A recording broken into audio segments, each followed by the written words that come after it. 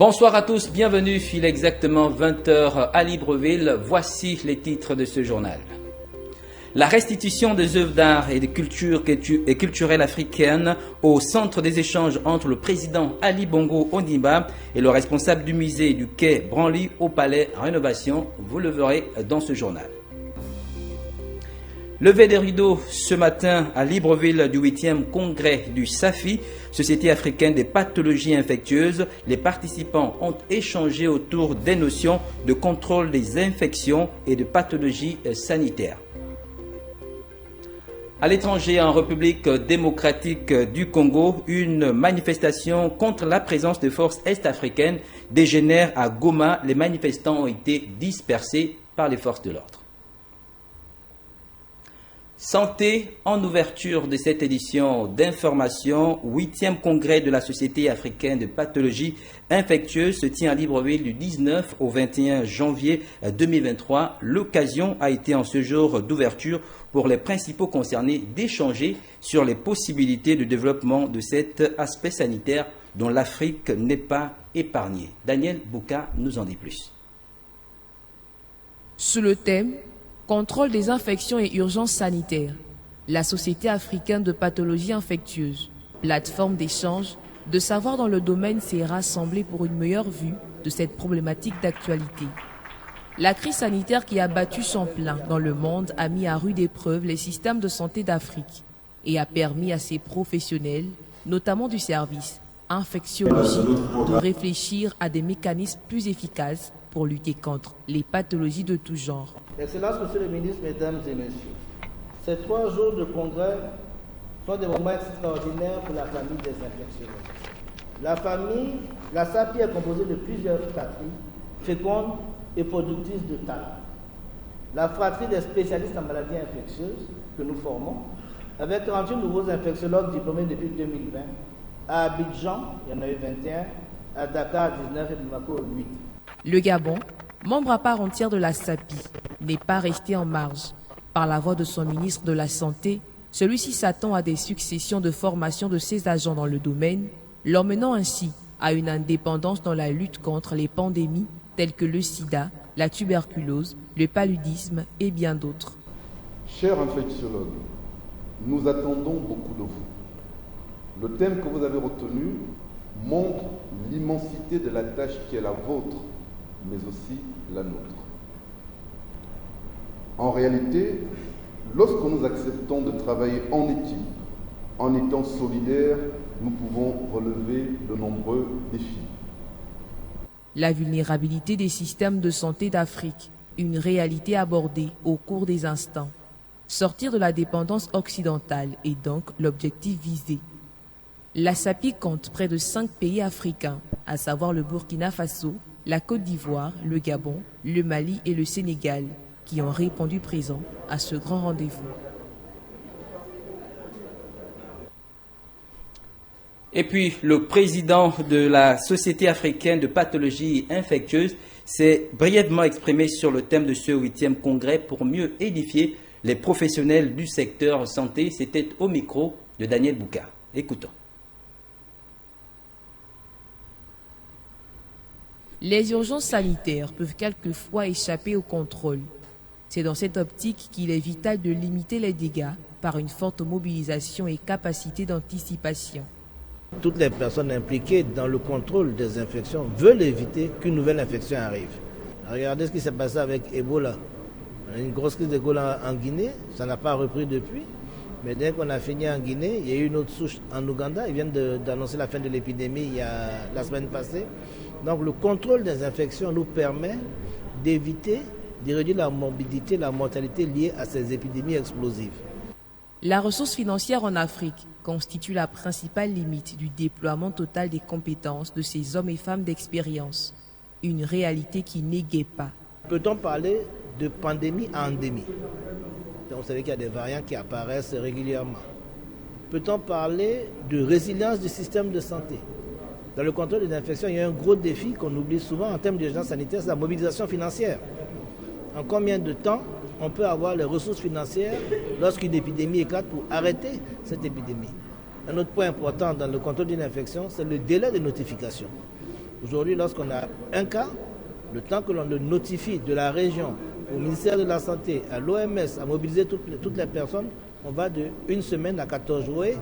Avec une population de 1,4 milliard en 2022, soit 18% de la population mondiale, l'Afrique abrite 25% des malades recensés sur la planète, selon Open Edition Journal. Que ce soit ceux qui sont infectés, ceux qui soignent ou ceux qui font une mauvaise prescription, engendrant la résistance antimicrobienne, il est important que tous s'impliquent pour une Afrique en meilleure santé. Ouverture ce matin à l'Institut national des sciences et des gestions du colloque international sur la résilience des PME africaines, poser la réflexion pour renverser la tendance des effets néfastes de la Covid-19 sur la croissance économique, en particulier sur les petites et moyennes entreprises. C'est tout l'intérêt de ce colloque où s'y est rendue Estelle Amvan. La crise sanitaire de Covid-19 a eu des incidences néfastes sur l'activité économique et les petites et moyennes entreprises PME n'ont pas été épargnées, une problématique sur laquelle se sont penchés les chercheurs du monde. Ce premier colloque international baptisé Gabon PME est l'occasion pour le Centre international de recherche en économie et gestion pour le développement CIREGED de faire le point des résultats obtenus. La thématique particulière de ce colloque nous interpelle à double titre, à la fois dans nos productions et dans nos perspectives de recherche, mais également dans notre mission d'acteur de transformation de notre société. Il s'agit également de présenter au gouvernement des solutions adaptées pour relever un secteur indispensable au développement et à la transformation de l'écosystème économique, ce qui donne tout son sens au partenariat public-privé.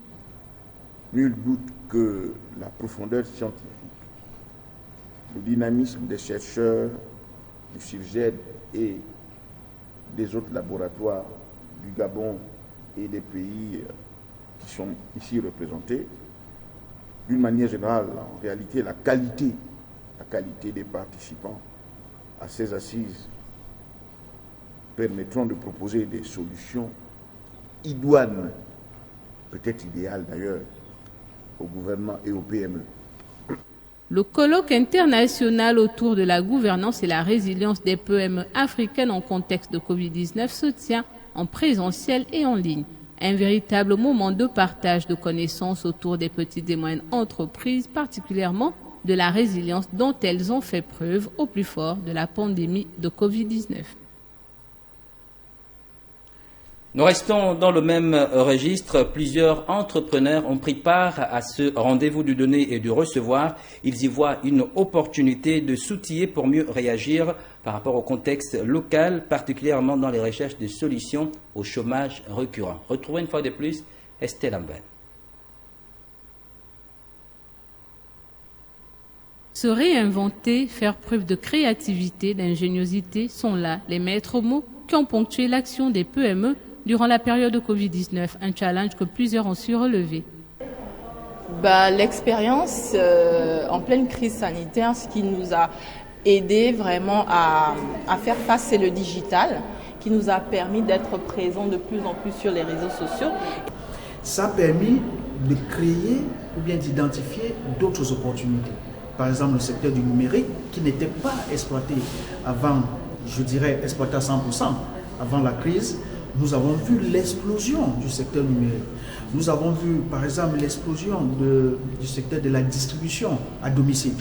Au-delà de la problématique liée à la pandémie de Covid-19, le colloque international sur la résilience des PME africaines sonne comme une réponse aux difficultés d'emploi sur le plan national. Étudiants nos jeunes à comprendre la nécessité de se lancer dans l'entrepreneuriat parce que l'État du Gabon, vous savez très bien comment, nous sommes entrés dans une série de réformes imposées par les bailleurs de fonds où l'État ne peut plus recruter. C'est vrai qu'il y a des difficultés de terrain qui persistent, mais ce genre d'initiative est là pour outiller les jeunes sur le terrain pour qu'ils puissent sortir dans le domaine de l'entrepreneuriat. À l'ordre du jour de la rencontre de Libreville, plusieurs sous-thèmes, notamment la communication numérique dans les pratiques managériales en temps de Covid, la défaillance des impôts et taxes sur les PME en période Covid-19, l'agilité des organisations paysannes africaines.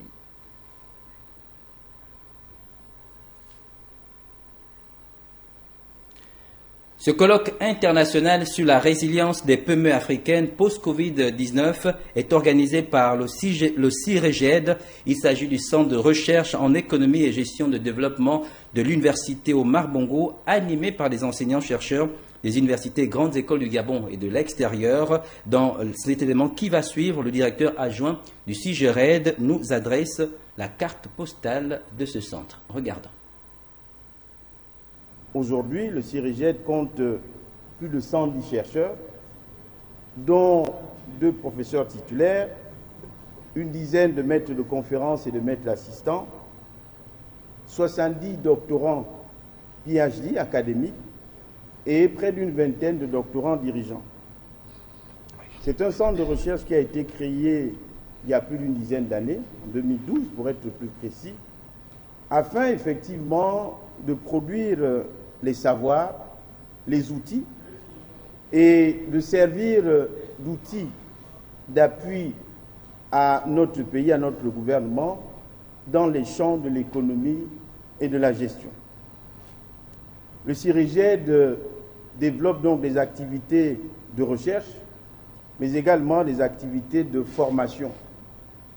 En matière de recherche, le CIRGED a produit un certain nombre de réflexions à caractère scientifique et utiles pour notre pays. Je voudrais citer l'ouvrage publié en 2020 sur repenser l'économie gabonaise post-Covid-19. Le CIRGED vient de boucler en 2021 une étude sur la perception de la responsabilité sociale des entreprises. Et enfin, le CIRGED mène actuellement un travail autour de la problématique du financement de l'économie gabonaise. Ces activités de recherche sont également ponctuées par l'accompagnement, la production d'un certain nombre d'articles dans des revues scientifiques. La problématique de la résilience de PME africaines au lendemain de la Covid-19, quels en sont les enjeux? Pour en parler, nous recevons sur ce plateau à ma gauche Honorine Ila, épouse Sangaré, docteur en sciences de gestion, maître assistance, espace CAMES, affectée à l'université Thomas Sankara. Madame Honorine Ila, épouse Sangaré, bonsoir. Bonsoir, M. Diac. Et à ma droite, le colonel-major de la gendarmerie royale, enseignant, chercheur et consultant senior en management stratégique des ressources humaines, Driss Ferrar. Driss Ferrar, bonsoir. Bonsoir, je précise en retraite. En retraite. D'accord. Alors, bienvenue à Libreville. Merci. Alors, comment justement se passe votre séjour ici à Libreville? Merci, Monsieur Diac. Moi, particulièrement, c'est la première fois que je foule le sol gabonais. Et je dois dire que j'ai été impressionnée par l'accueil chaleureux depuis l'aéroport jusqu'à mon hôtel et jusqu'à aujourd'hui. Et je suis contente de découvrir un autre pays africain, des frères, des sœurs. Et vraiment... les échanges se passent bien. Alors, vous, monsieur Driss Ferrar, comment se passe votre séjour à Libreville? Parlez un peu plus fort, s'il vous plaît. Je précise que je suis en retraite d'abord. Ensuite, pour venir à Libreville, j'ai fait une acrobatie. Au lieu de Marrakech, Casa, Libreville, j'ai fait Marrakech, Casa, Paris et Libreville. Pourquoi? Parce que j'ai tenu à relever ce défi de venir vous voir, d'échanger avec vous, de voir nos frères africains et d'apporter nos expériences et prendre aussi les expériences africaines parce qu'il y en a. Et je suis content, je suis bien accueilli à l'hôtel et je vous en remercie. D'accord. Alors, docteur Honorine Ila, pourquoi parler aujourd'hui de la résilience des PME africaines au lendemain de la crise de Covid-19? Pourquoi une telle thématique en cette période précise? Que c'est une thématique qui s'impose. Et quand on regarde ce qui a eu à traverser nos économies de façon globale, et lesquelles économies sont composées dans leur majorité de petites et moyennes entreprises, Et toute cette économie a été clouée pendant cette période de Covid. Et c'est vrai, nous avons enduré des morts, une destruction humaine, mais au-delà de ça, l'économie a été essoufflée. Et parce que pratiquement, avec les mesures barrières, voilà, on était dans l'impossibilité de nous déplacer comme on voulait. Les activités des entreprises étaient arrêtées parce que il n'y avait pas d'interaction humaine possible. Et donc, toutes les études ont montré que ce soit dans la région CEMAC ou la région de la CEDEAO ou un peu partout ailleurs, que sur cette période, les économies ont reculé de moins 5 points en arrière. Donc, il fallait vraiment réfléchir à voir quelles sont les stratégies de relance de cette économie-là. Alors, Driss Ferrar, est-ce que vous pensez justement que ce colloque qui met cette question, cette thématique de la résilience des PME africaines pourrait finalement changer la donne et permettre aux PME d'aujourd'hui de se hisser un peu vers le haut? Oui, je suis d'accord à condition de considérer la crise non pas comme une menace, comme des crises qui se succèdent, il y aura toujours des crises, mais plutôt une opportunité qui va pousser les Africains à avoir de l'expérience et à trouver des stratégies de résilience et des stratégies de long terme. Parce que nous vivons un problème non pas conjoncturel, mais structurel. Le problème de l'Afrique, ce sont des problèmes de structure. Et voilà, cette manifestation académique va servir à votre pays, aux pays africains et aussi au monde entier, que les Africains peuvent innover, peuvent faire preuve d'esprit de créativité et de considérer la crise comme la crise actuelle en Ukraine, non pas une crise de conflit, mais une expérience pour voir plus loin, une vision plus lointaine que ce que les Européens font jusqu'à présent. Ils ont une vision réductrice de toutes les crises. C'est pour cela que les crises se répètent. Et j'ai enseigné, j'ai dit, quand les responsables ne reconnaissent pas les erreurs du passé, ils sont condamnés à les répéter. Voilà pourquoi ce colloque m'intéresse. Je suis venu relever ce défi pour échanger avec les chercheurs africains de cette thématique qui est promoteuse pour les pays africains. Alors, docteur Honorine Ila, est-ce que vous pensez que c'est tous les pays africains, c'est-à-dire dans leur entièreté, qui sont forcément confrontés à ce problème structurel et non conjoncturel? Tous les pays africains? Je pense que oui. Je pense que oui, peut-être pas avec les mêmes, en fait, la même ampleur. Et je sais pas, les problèmes par exemple du Maroc ne sont pas les problèmes du Gabon ni les problèmes du Burkina Faso. Voilà, nous avons peut-être quelques réalités, mais de façon globale, les problèmes africains restent des problèmes structurels. Et comme l'a dit Dr Idriss, c'est vrai, nous sommes beaucoup plus confrontés à des problèmes structurels. Et ce problème conjoncturel vient nous rappeler qu'il faut urgemment, effectivement, développer des stratégies, d'abord de stabilisation de notre économie, mais également de développement auto-centré, endogène, et partant de nos propres ressources, de nos propres réalités. Parce que vous n'oubliez pas que pendant longtemps, les programmes de développement reposaient un peu sur des programmes, des philosophies extérieures, notamment occidentales. Et l'expérience a montré que ça ne nous est pas avancé beaucoup. En ce qui concerne la Covid, moi je suis particulièrement contente de rencontrer effectivement en ligne et en présentiel l'expérience de beaucoup de pays. Donc je suis venue donner l'expérience du Burkina Faso, notamment en matière de résilience des PME fortement exportatrices. Nous sommes un pays enclavé, pas comme vous.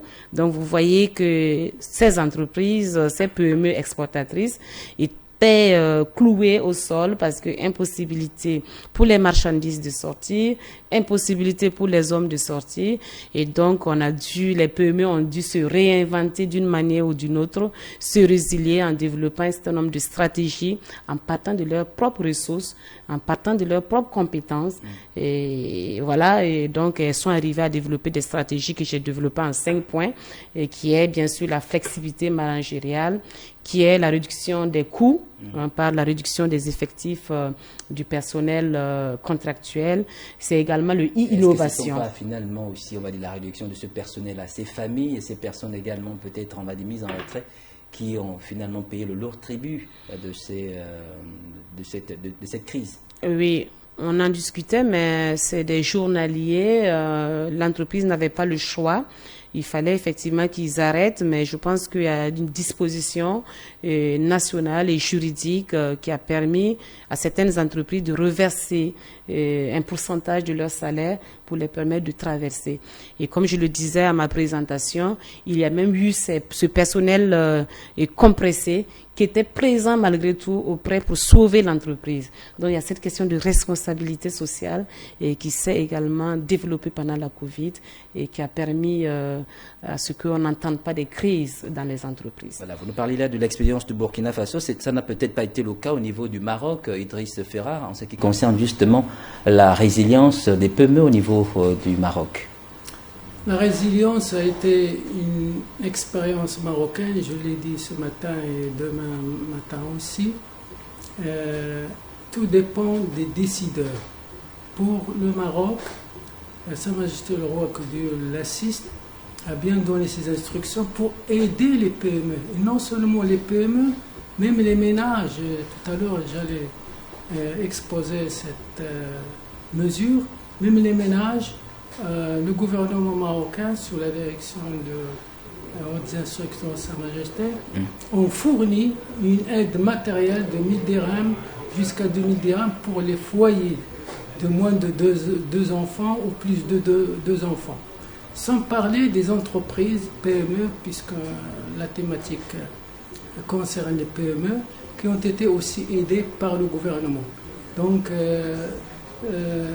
la décision marocaine, c'est une décision sage, qui est stratégique et qui s'inscrit dans l'écoute des PME qui souffrent. Ils souffrent depuis déjà d'une manière structurelle et encore avec la Covid et aujourd'hui le conflit que vous connaissez. Le gouvernement a aussi multiplié les aides en matière d'assistance pour le gasoil, les entreprises qui exportent ou qui importent le gasoil, l'essence. Voilà, pour le Maroc, je crois qu'on s'en sort très bien. Alors, Idriss Ferrar, est-ce qu'il y a une stratégie de résilience de PME propre à l'Afrique aujourd'hui? Non. Et pourquoi? Pourquoi? Je l'ai dit à Dakar, à la télévision Dakar, parce que j'avais dit, en s'appuyant sur la gestion, et je vous dis aussi, dans ce plateau, et à travers vous les Africains, l'Afrique est malade de gestion. Notre problème, c'est un problème de gestion, pas un problème de deniers publics ou d'argent ou de crédit, parce que si vous manquez d'argent, on peut emprunter, la Banque mondiale est là. Et si vous n'avez pas la matière grise, les ressources humaines et surtout la gestion de ces ressources. Et je ne vous apprends rien si je vous dis que nous sommes malades de gestion. Voilà ce que je voudrais dire à votre question. C'est votre cas, Madame Honor. Vous pensez que finalement c'est la stratégie propre qu'il faudrait à l'Afrique pour permettre justement à ces PME de se hisser vers le haut? Je crois que peut-être M. Idriss dit les choses autrement. Moi, je vais le dire autrement. Et comme je l'ai dit ce matin, moi, je suis plus un peu vers cette stratégie de Cheikh Anta Diop qui dit qu'il faut penser l'ouverture et la fermeture. Et à partir de là, je suis tout à fait d'accord avec Idriss que l'Afrique est malade de son management. Mais je pense que les choses ont évolué aujourd'hui. Il y a un quart de siècle. Et effectivement, tous les écrits disaient, bon, écoutez, voilà, on manque de compétences, on manque d'intellectuels. Mais aujourd'hui, je pense que le professeur du CIRGED a fait la situation des anciens chercheurs, anciens de gestion, ils sont énormes. Pour un pays comme le Gabon, nous n'avons pas 10 maîtres de conférence. Au Burkina Faso, on n'a pas 10 mètres de conférence. Ça veut dire qu'on a quand même la matière grise. Et je crois que ce qui manque, c'est comment la matière grise pense le développement. Et moi, je pense que, comme je le dis, il faut toujours une approche endogène. Il faut partir de nos ressources. Il faut partir. Ce qui manque dans notre management, c'est la connaissance, l'intégration de notre propre culture. La culture africaine, nous avons beaucoup de valeurs que nous intégrons pas dans le milieu quand il s'agit dans le milieu formal des affaires. Et comme le dit quelqu'un, nous laissons toujours nos valeurs à la porte de l'entreprise. Et donc pour moi, c'est un nouveau paradigme. Et je dis, on en a parlé ce matin, c'est la question de contextualisation. Et si on parle de contextualisation, moi j'ai parlé de stratégie de résilience. Certes, où certaines ressemblent à d'autres que des PME peut-être ou des entreprises occidentales ont développé, que des entreprises africaines ont développé, mais il y a des stratégies qui sont propres au Burkina Faso, parce qu'elles ont été empreintes des réalités du Burkina Faso. Donc, le grand défi, à mon sens, il faut que les Africains du moins eux-mêmes, pensent leur développement, surtout que nous pensons notre système de management, le système de gouvernance. Les conclusions sont claires. Si l'expérience a montré que dans cette crise conjoncturelle et qui peut-être va se prolonger sous d'autres formes, ça a montré que toutes les entreprises qui étaient compétitives, qui avaient un système de gouvernance plus ou moins amélioré, qui étaient lancées dans l'innovation de façon globale, se sont en sorties. Mais celles-là qui étaient là, qui ne pensaient rien, qui vivaient le jour, ont eu des problèmes. Voilà. Alors, Idriss Ferrar, vous avez parlé tout à l'heure d'un problème structurel au niveau de l'Afrique qui n'était pas trop posé un problème conjoncturel. Quelles sont les structures qu'il faudrait concrètement à l'Afrique pour décoller? Je peux vous étonner si je vous dis que je n'ai pas de solution. Qu'il n'existe pas de modèle à suivre. On parlait tout le temps dans les discours théoriques et les discours managériaux, on fait le diagnostic, on fait des recommandations, les thésards font des recommandations, une dizaine de recommandations, mais qui ne sont pas appliquées ni par le top management, les décideurs, parce qu'ils sont hors circuit, ils ne sont pas d'abord imprégnés de la réalité du terrain. Ensuite, pour les sciences de gestion et la société aussi, c'est toujours un sujet sectoriel et non pas un sujet global qui intéresse la société et les Africains. Madame parlait de contextualisation de Burkina. Chaque pays a un contexte, mais il y a des idées, des valeurs qui sont fédératrices de tous les Africains. Et ces valeurs, c'est l'égalité, c'est la confiance, c'est le partenariat entre les États, puisque vous voulez parler de certaines mesures. Je dis le partenariat et les parrainages entre les pays et les entreprises. Tout à l'heure, on a parlé de la confédération, c'est ça la confédération des entreprises. Je lui dis il faut échanger, il faut faire des réunions, des parrainages avec le Maroc, avec tous les pays. Donc les mesures concrètes, d'abord c'est ça, c'est s'ouvrir sur les Africains, ce que fait Sa Majesté. Certains chercheurs français font cette remarque que le Maroc est concurrent de la France en Afrique. On a répondu non, il n'est pas concurrent, il fait une approche gagnant-gagnant, contrairement à certaines puissances qui veulent faire de l'Afrique une approche gagnant-perdant. Deuxième chose sur les mesures ou la stratégie à long terme, c'est de faire confiance aux jeunes. Les jeunes actuellement, on a assez des modèles. à chaque fois dans les universités ou même partout ailleurs, on leur dit il faut suivre un modèle. Il n'existe pas de modèle. Le modèle, c'est l'exemplarité. Regardez la Chine. Elle s'est enfermée et elle a, comme Singapour, et elle a fait une stratégie de l'enseignement. Driss Ferrar, vous dites qu'il faut faire confiance aux jeunes. Comment faire confiance à cette jeunesse qui parfois est versée un peu dans tous les sens, si vous me permettez l'expression? Aujourd'hui, comment faire confiance à cette jeunesse? Comment en fait? Bon, comment? C'est de leur donner la possibilité de se tromper d'abord. Parce qu'on avance, même nous, même en sciences de gestion, j'ai écrit pour Reims il y a une quinzaine de jours, j'ai fait une communication à distance, que l'être humain peut se tromper. Pourquoi vous pouvez vous tromper et vos enfants, vous leur enlevez ce droit de commettre des erreurs? Jacques Welch, la véritable prestigieuse américaine, entreprise électrique américaine, il a écrit un livre, Les secrets de réussite, et parmi les secrets, il a dit il faut permettre aux salariés de casser du matériel. Il ne faut pas les sanctionner. Donc quand votre enfant casse quelque chose, vous le sanctionnez. Alors que Jacques Welch préconise de lui donner la confiance. De casser comme il peut. De casser. Quand j'ai dit ça au chef de laboratoire marocain, Driss, vous voulez que nos labos soient cassés? Ah, les Marocains, les jeunes, ils vont tout casser. Eh bien, les jeunes, ils vont tout casser. Les jeunes ne sont pas confiants. Alors, cherchez d'autres jeunes. Fabriquez d'autres espèces robotiques qui soient vos enfants et vous allez voir. Importer les enfants de Japon, c'est vos enfants.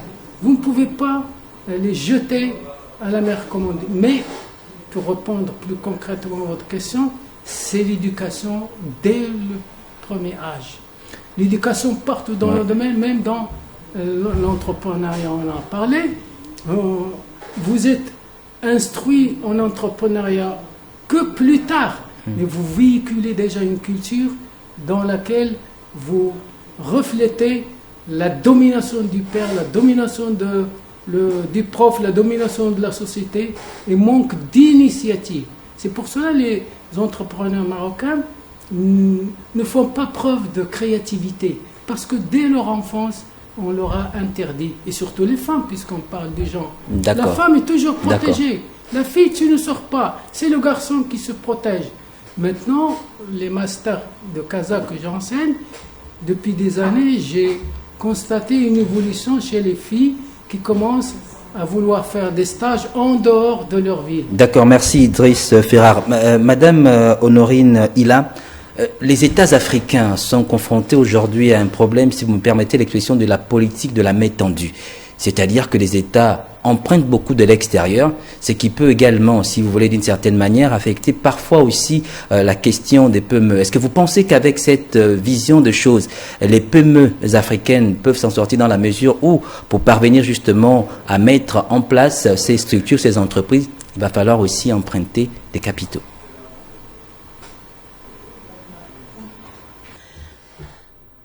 Je pense que vous aviez raison de poser le problème, parce que vous demanderez dans la rue à un jeune, il vous dira tout simplement, qu'est-ce qu'il va dire, je veux entreprendre, mais je n'ai pas les moyens.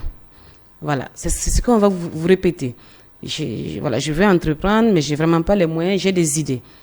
C'est pas évident qu'il a les idées. Je pense que, comme l'a dit Idriss, tout dépend de la culture. Je crois qu'on en a parlé ce matin, de la culture entrepreneuriale. Vous prenez par exemple des ethnies chez moi, qu'on appelle les Bissa. Très tôt, on les inculque cette culture entrepreneuriale par l'entraide. C'est-à-dire, un des leurs a réussi, il a ce devoir moral et social de faire réussir une autre personne. Et ça devient un peu comme une toile. Et ils sont très nombreux en Italie en ce moment. Et c'est grâce, effectivement, à cette culture qu'ils ont fait partie des frères. Et après, ils ont le devoir de développer leur village. Donc, il y a des modèles qui ne sont pas peut-être transférables un peu partout. On a des stratégies endogènes une fois de plus. La main tendue, je pense également que nous avons des pays comme le Rwanda qui est en train de nous enseigner des exemples. On ne peut pas vivre sans l'autre.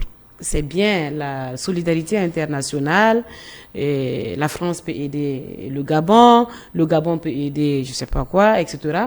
Mais ce que nous disons, il faut que l'aide va dans le sens, effectivement, des besoins du pays ou des acteurs qu'on veut aider. Mais il faut également que cette aide-là soit gérée par les acteurs auxquels on donne.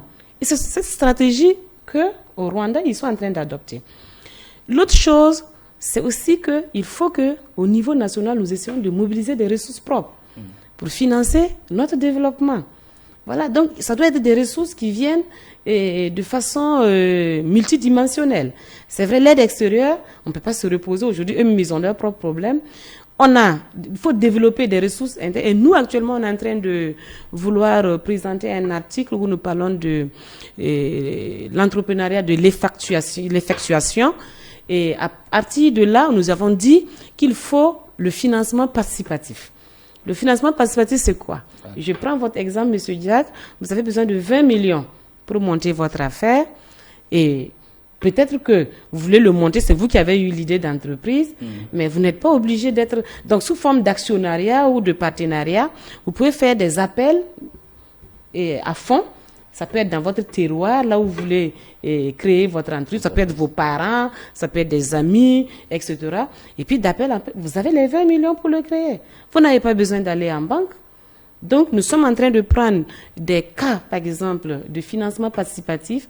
Au nord du Burkina, c'est une zone très sèche, constituée d'élevage, et pour montrer qu'effectivement, ça peut être une solution de l'entrepreneuriat, de l'effectuation, c'est-à-dire basée sur les réalités de notre contexte. Alors, Driss Ferrar, de nombreuses PME africaines évoluent dans l'informel. Une stratégie de résilience vaut-elle pour ces entreprises? Puisqu'aujourd'hui, beaucoup sont un peu dans l'informel et parfois ne sont pas, on va dire, rattachés à des recommandations en termes juridiques. L'informel, c'est un problème structurel aussi pour le Maroc et certainement pour tous les pays africains. Pourquoi l'informel existe? Parce que le formel n'encourage pas l'éradication de l'informel. C'est dans l'informel où les PME, les entreprises familiales subsistent et se multiplient d'ailleurs. En ce qui concerne le Maroc, il y avait des tentatives quand on a recommandé d'aider l'informel à réintégrer le formel en évitant de les taxer parce que le gouvernement, quand il veut ramener l'informel au formel, la première des choses, c'est de payer les taxes, de rentrer dans les impôts, ce que l'informel, les entreprises PME refusent puisqu'ils se débrouillent déjà assez mal sans payer les impôts. Donc l'informel qui constitue presque 30 ou 40% de la main-d'œuvre du PIB du Maroc est un problème structurel. Comment faire? En ce qui me concerne, quand on fait des recherches avec les étudiants, j'ai dit il faut encourager d'abord l'informel. Il faut les laisser dans l'informel jusqu'à ce qu'ils subsistent, jusqu'à ce qu'ils progressent, ils deviennent des grandes entreprises. Et c'est facile par la suite de les taxer. Mais au départ, c'est comme votre enfant, il peut casser, il peut commettre des erreurs, vous n'allez pas lui faire payer la casse. Ce que je crois, puisque j'ai contacté beaucoup d'entreprises, dans l'informel, à Taza par exemple, lors d'une enquête exploratoire qu'on va demain détailler pour les participants, certains chefs d'entreprise qui étaient dans le formel sont versés dans l'informel. Ils m'ont recommandé de ne pas les citer. Et j'ai le droit de réserve de ne pas citer ces entreprises parce que c'est à moi et à moi seul qu'ils sont confiés. Ça veut dire qu'ils avaient voulu échapper au poids des taxes et des impôts. Même les grandes entreprises ou les entreprises dans le formel, Vous savez, ils souffrent aussi de beaucoup d'impôts, de sortes d'impôts. Et la Confédération des entreprises marocaines propose la simplification des impôts, d'une trentaine d'impôts en un seul impôt. Bon, voilà une innovation. Mais est-ce que les autorités en charge écoutent? Est-ce que vous écoutez suffisamment vos enfants? D'accord. Ok, alors madame, peut-être des recommandations, selon vous, qui permettraient justement aux PME africaines de pouvoir justement, on va dire, connaître une certaine éclosion. Vos dernières recommandations, selon votre perception des choses. Bon, une recommandation, à mon sens, qui va dans deux directions. D'abord, en direction de nos autorités. Et c'est tout simplement de faire comme ailleurs. C'est-à-dire essayer de tisser ce lien entre le monde de l'entreprise et le monde académique. Je pense que c'est très fondamental. Si vous prenez les grandes entreprises en Occident, ces entreprises sont en lien avec les laboratoires de recherche. Donc, il faudrait peut-être établir ce lien entre, effectivement, comment on appelle ça, le monde académicien, j'insiste beaucoup, et les professionnels. On a essayé en créant dans nos universités, voilà, des responsables à la profession, mais la mayonnaise n'a pas encore pris. D'accord. Deuxième des choses, c'est comme on l'a dit, l'expérience marocaine, gabonaise, un peu partout, c'est l'accompagnement. Un accompagnement adapté des autorités envers les petites et moyennes ou les toutes petites entreprises. D'accord. Madame Honorine, on n'aurait peut-être pas, à cause de la dictature du temps, développé vraiment toute la problématique autour de la résilience des PME en Afrique. On va vous suivre demain lors justement de la prolongation de ce colloque international et peut-être l'occasion également d'en débattre lors de nos prochaines communications sur ce plateau. Merci d'avoir répondu à notre invitation. On se retrouve certainement demain pour la poursuite du colloque international. Merci professeur, merci madame et bon séjour au Gabon. Merci à vous. Restez avec nous pour la suite de cette édition d'information.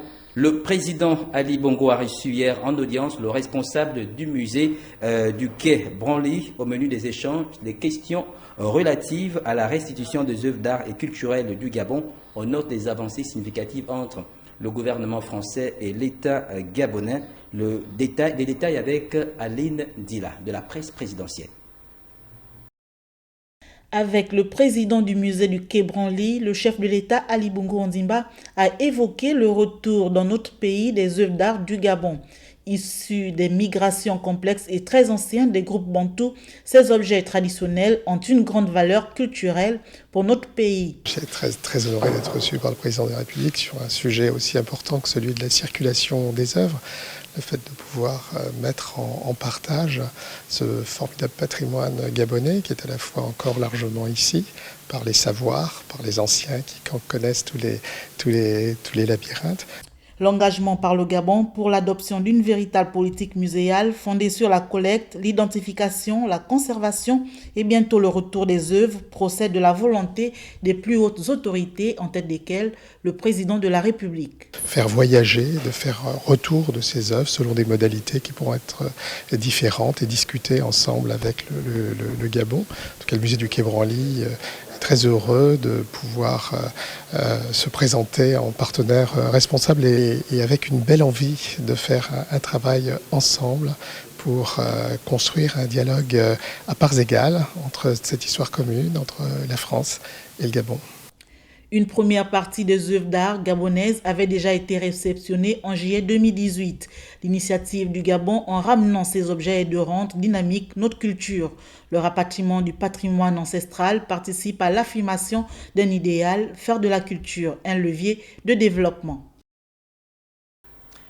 Le séjour du président Ali Bongo Ondimba à Malabo était également l'occasion des membres du gouvernement qui l'ont accompagné d'apporter leur contribution à l'effort de diversification et la dynamisation de la coopération avec la Guinée équatoriale.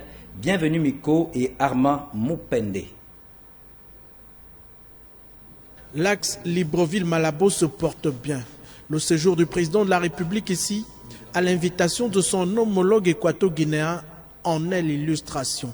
Sur le plan bilatéral, une réunion a été au niveau ministériel, s'est tenue entre les deux délégations, dans le but d'intimer un nouveau dynamisme dans les relations de coopération entre les deux pays, ayant convenu de prioriser le secteur des hydrocarbures, pétrole et mines, du commerce, de l'élevage, de l'énergie et le secteur financier. La réunion bilatérale entre les ministres des deux délégations a donc permis d'imprimer une nouvelle dynamique de coopération avec des résultats bénéfiques aux populations des deux États. Il s'agit pour nous de regarder de manière cruciale les problèmes liés à la transition énergétique pour lesquels nous savons que la plupart des bailleurs de fonds militent pour la non-utilisation au-delà de 2025 des énergies fossiles, pour lesquels nous, c'est notre ressource à nous, nous avons un marché qui est en déficit de l'énergie et pour lequel nous savons que nous devons trouver des moyens, des solutions de substitution. Ces solutions de substitution passent notamment par un marché intégré sous-régional que nous avions abordé et discuté, pour lesquels les études doivent commencer. Mais surtout, rappeler ici que puisqu'il s'agit des projets transfrontaliers, ils devraient avoir l'aval de nos autorités. C'est pour cela que les plus hautes autorités du Gabon et de Guinée équatoriale seront sollicitées pour se prononcer vis-à-vis, n'est-ce pas, de ce projet fédérateur qu'est notamment la construction du pipeline transfrontalier qui devrait alimenter toute la sous-région CEMAC. Dans un esprit de confiance et de respect mutuel, les travaux du palais présidentiel se sont déroulés à la grande satisfaction des deux délégations. Mais nous avons besoin de travailler ensemble pour améliorer notre économie, parce que quand l'économie s'améliore, c'est bon pour l'emploi, mais aussi c'est bon pour l'industrie. Et déjà, entre le Gabon et la Guinée équatoriale, les prochaines concertations s'annoncent tout aussi fraternelles et chaleureuses que celles de ce 18 janvier, avec en ligne de mire un objectif commun, le bien-être des communautés et des peuples des deux États. L'actualité hors de nos frontières, une marche de protestation contre les forces est-africaines déployées à l'est de la République démocratique du Congo a été violemment dispersée par la police, par les forces de l'ordre. Les populations dénoncent l'inaction des forces armées. Sidela Niman pour le récit. Une centaine de manifestants répondant à l'appel de mouvements citoyens s'étaient rassemblés près d'un rond-point pour marcher contre la force est-africaine de l'EAC, qu'ils jugent inefficace. Plusieurs milliers de soldats du Kenya et du Burundi ont été récemment déployés en renfort de l'armée congolaise et des Nations Unies pour lutter contre les groupes armés dans l'est de la RDC. Quelques 750 militaires sud-soudanais sont attendus prochainement. Nous sommes ici aujourd'hui puisque nous voulons déposer notre mémorandum chez monsieur le gouverneur de province, lui signifiant que la population est fatiguée de voir cette force inutile de l'EAC se transformer en une mission d'observation. Comment est-ce qu'on va nous massacrer et on nous tue? Or, ils sont venus pour combattre les terroristes M23. À l'arrivée dans le centre-ville de Goma, la marche a été stoppée par des grenades lacrymogènes tirées par la police au milieu des manifestants. Les journalistes ont été menacés par la police et un agent a lancé en direction du groupe de reporters une grenade lacrymogène. Nous avons manifesté aujourd'hui pour pousser la force de l'EAC à pouvoir lancer les offensives comme le dit l'accord de Luanda. Malheureusement, le non-professionnalisme de notre police, surtout du général de la police, ils sont venus, ils nous ont violemment agressés. Au terme d'un accord conclu le 23 novembre à Luanda, cette force est chargée de s'assurer du désengagement des rebelles du M23 des zones qu'ils ont conquises ces derniers mois dans le Nord Kivu. En décembre, en Tanzanie, les chefs militaires de l'EAC avaient fixé au 15 janvier la date limite pour un retrait complet de ces positions. La frustration est montée après que les militaires kenyans ont organisé des cérémonies de retrait du M23 et de reprise de contrôle par l'EAC dans 2 localités au nord de Goma, fin décembre et début janvier. Ce retrait a été dénoncé comme un leurre par l'armée congolaise et contredit par des témoignages. Cap au Sénégal à présent, une grève dans le secteur transport a débuté hier mercredi. Plusieurs syndicats se sont mobilisés pour dénoncer les mesures prises le 9 janvier dernier pour lutter contre la question de l'insécurité routière. Retrouvons une fois de plus Sidela Niman. Les gares routières sont vides depuis mercredi matin dans la capitale sénégalaise. Pour cause, les transporteurs sont en grève. Ils dénoncent les mesures prises par les autorités depuis le 9 janvier dernier. Désormais, les véhicules de transport public de voyageurs seront interdits de circulation sur les routes interurbaines entre 23h et 5h du matin. D'autres mesures interdisant les porte-bagages et l'importation de pneus d'occasion étaient annoncées. Ce sont en tout 23 nouvelles mesures que ces conducteurs déplorent. Une collision entre un car et un camion a fait 22 morts lundi, après un autre accident qui a eu lieu le 8 janvier où plus de 40 personnes avaient péri. Le Premier ministre Amadou Ba, qui s'est rendu sur les lieux près de la localité de Sakal, s'est dit résolu à appliquer les décisions prises après l'accident du 8 janvier, estimant qu'une fois de plus, le mépris de la réglementation avait amplifié les dommages. Le car accidenté lundi avait une capacité de 32 places, mais transportait 47 passagers, a-t-il précisé. Ces accidents remettent en lumière les maux de la route bien connus au Sénégal comme dans de nombreux pays d'Afrique, vétusté et aménagement dangereux des véhicules, conduite inconsidérée ou encore corruption répandue des agents chargés de faire respecter les lois ou passer le permis de conduire. Le drame du 8 janvier, l'un des plus meurtriers au Sénégal ces dernières années, a suscité un flot de critiques contre les autorités pour leur incapacité à faire respecter les règles de conduite, mais aussi la réglementation sur l'état des véhicules. En sport, parlons de la deuxième journée de la phase de groupe de la 7e édition du championnat des nations. C'est joué hier mercredi. Des matchs de cette compétition dont les qualifications commencent à se dessiner. Les détails avec Herman Malaga-Moussavou. République démocratique du Congo, Côte d'Ivoire et Sénégal-Ouganda étaient les affiches qui ont lancé la deuxième journée du championnat d'Afrique des Nations, ce mercredi 18 janvier 2023. Le derby léopard-éléphant s'est soldé sur un score nul et vierge, 0 but partout. Un résultat qui reflète la physionomie de cette rencontre, pendant laquelle aucune équipe n'a réellement pris le jeu à son compte. Une suite de compétitions pour ces deux sélections qui s'annonce très décisive, car ayant obligation de résultats. Dans l'autre rencontre, le Sénégal a dominé toute la partie. D'ailleurs, les poulains du coach Pape Thio, qui ont raté un pénalty en début de match, se sont inclinés 1-0 sur une réalisation de l'attaquant ougandais Milton Kariza à la 33e minute de jeu. Les Lions de la Teranga sont tombés sur une équipe courageuse et réaliste des crânes de l'Ouganda. Bien malin qui pourrait avec exactitude se prononcer sur des pronostics des matchs de cette 7e édition du championnat d'Afrique des Nations, où les grandes écuries de football africain ne cessent de se faire surprendre. Notons que le CHAN monte en intensité au fil des rencontres pour des émotions encore plus fortes.